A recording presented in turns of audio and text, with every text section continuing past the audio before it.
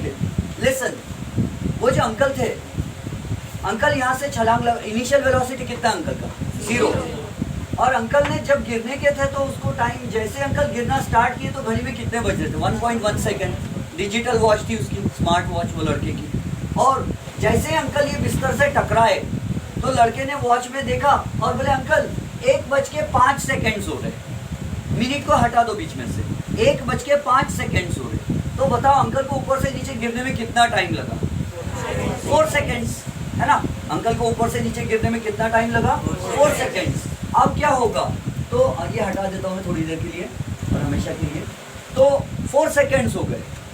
क्या हम क्या ये अंकल पता कर सकते हैं कि बिल्डिंग का हाइट कितना, ये टावर का हाइट कितना है? यस। कैसे? अंकल यहाँ से नीचे तक आए तो अंकल ने डिस्टेंस कवर किए, कितना डिस्टेंस कवर किए, कोई फॉर्मूला है उसके लिए? हाँ, क्या है? S यानी distance is equal to UT plus half AT square, ये फॉर्मूला है। किसने लाया था ये फॉर्मूला? न्यूटन ने। कब? कई साल पहले, लगभग 250 साल हो गए। He was born in 1742। तो ये फॉर्मूला लगा है। S यानी क्या है? डिस्टेंस, और अंकल यहाँ से गिरे, डिस्टेंस यानी क्या हो गया? हाइट।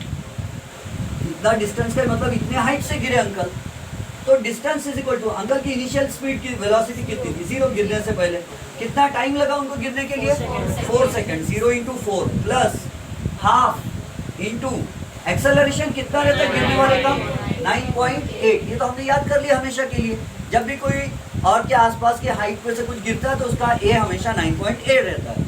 और कितना टाइम लगा वो अंकल को गिरने 4 सेकेंड, उसका स्क्वायर, है ना। अब इसको सॉल्व करेंगे तो कुछ आंसर आएगा, तो होगा S is equal to 0 × 4 0 and half into 9.8 कितना होता है, ये करके बताओ। हाफ 9.8 करें तो 4.9 होता है, लिख दो या कैलकुलेशन करके देखते हैं।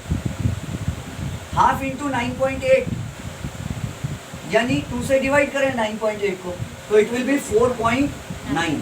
9.8 का हाफ कितना होता है 4.9 इंटू ये कितना है 4 का स्क्वायर 16। अब हम मल्टीप्लाई करके देखेंगे, है ना, हमको मैथ्स नहीं आता ज़्यादा, तो हम उसको साइड में कहीं मल्टीप्लाई करके देखते हैं। कैसे देखेंगे, तो हम लिखेंगे 4.9 मल्टीप्लाइड बाय 16। एक एक टेबल पढ़ते हैं ना, 16 का टेबल नहीं आता मुझे अच्छे से। 6 9s are 54, carry 5, 6 4s are 24 plus 5 29, multiply का sign, 1 9s are 9, 1 4s are 4, तो ये हुआ 4, 9 प्लस 9 18, ये कैरी 1, 4 प्लस 3 7, और डेसिमल पॉइंट 1 डिजिट के बाद है तो 78.4।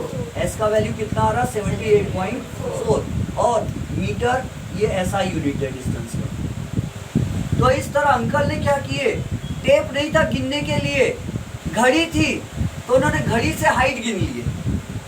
अगर आप किसी अंकल को बोलो, किसी को बोलो कि ये बिल्डिंग का हाइट मैं घड़ी से गिन लेता हूँ, लोग हंसेंगे, बोलेंगे घड़ी से बिल्डिंग का हाइट गिनते क्या। लेकिन देखो अंकल को टाइम मालूम था, वो लड़के को टाइम मालूम था कितनी देर में गिरे अंकल, तो उसने हाइट गिन लिया। समझ लो, अच्छा फॉर्मूला नहीं बताया न्यूटन ने। घड़ी यूज करके, टाइम यूज करके हम किसी भी चीज का हाइट गिन सकते हैं, लेकिन ऐसे अंकल चाहिए हमको गिनने वाले, है ना। और भी बहुत सारी चीजें इससे हम पता कर सकते हैं, बट आज हमारा समय समाप्त होगा, वी विल स्टॉप हियर। तो कल एक बार रिवाइज कर लेंगे इसको, फिर आगे बढ़ेंगे।